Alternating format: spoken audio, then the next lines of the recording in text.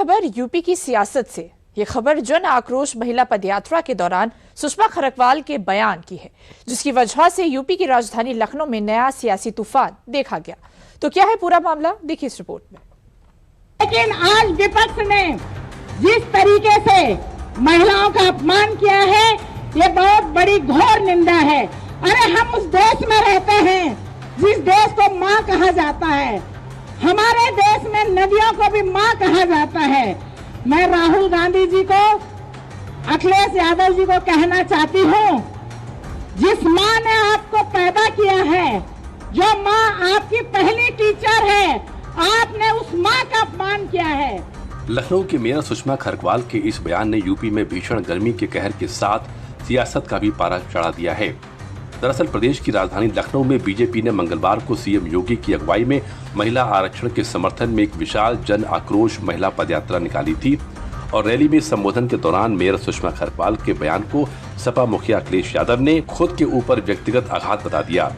सुषमा खरकवाल के इसी बयान को शेयर करते हुए अखिलेश यादव ने आपत्ति जताते हुए एक लंबा चौड़ा पोस्ट सोशल मीडिया एक्स पर शेयर किया। अखिलेश ने कहा कि सियासी मजबूरी में सुषमा खरकवाल ने उनकी दिवंगत मां का अपमान किया है। साथ ही अखिलेश ने लिखा कि जब आप महिला का अपमान करेंगी तो कौन आपको नैतिक रूप से सही कहेगा। खरकवाल के बयान को अखिलेश ने अपनी मां का अपमान करार दिया है। मेयर के बयान को लेकर सपा कार्यकर्ताओं ने सुषमा खरकवाल के आवास के बाहर विरोध प्रदर्शन किया। सुषमा खरकवाल के बयान को अखिलेश यादव ने अपनी मां के अपमान से जोड़कर पॉलिटिकल प्रेशर बनाने में माइंड गेम खेलने की कोशिश की। इस पूरी खबर पर सुषमा खरकवाल का सच जानने के लिए डीडी यूपी की टीम सीधे उनके आवास तक पहुंची। डीडी यूपी संवाददाता पूजा पांडे ने जब लखनऊ के मेयर सुषमा खरकवाल से अखिलेश यादव के आरोपों के बारे में पूछा तो अखिलेश के आरोपों को सुषमा खरकवाल ने सिरे से खारिज कर दिया। मैंने क्या टिप्पणी करी, आप जरा मेरे भाषण उठा के देखिए। मैंने कोई टिप्पणी नहीं की। मैंने कहा कि आपने आधी आबादी का विरोध किया है। जिस माँ ने जन्म दिया है उस माँ का विरोध किया है। जिस बहन ने उंगली पकड़ के चलाना सिखाया है उस बहन का विरोध किया है। जिस बेटी का चेहरा देख करके सारी थकान दूर होती, सारी टेंशन दूर होती, उस बेटी का विरोध किया है।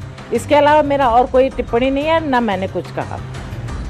दरअसल इस पूरे मुद्दे पर विवाद सिर्फ बयानों तक सीमित नहीं रहा। मेयर की टिप्पणी को लेकर सपा कार्यकर्ताओं ने सुषमा खरकवाल के आवास के बाहर विरोध प्रदर्शन किया। यही नहीं, सुषमा खरकवाल ने सफाई देने के बाद भी सपा के कार्यकर्ता नहीं माने। इस विरोध को लेकर हमारी संवाददाता ने मेयर से सवाल किया, तो सुनिए उन्होंने क्या कहा। मैंने किसी की माँ पे व्यक्तिगत टिप्पणी नहीं की है। हम लोग भारत देश में रहते, ये देश भी हमारी माँ है। इस देश में जो गंगा बहती है वो भी हमारी माँ है।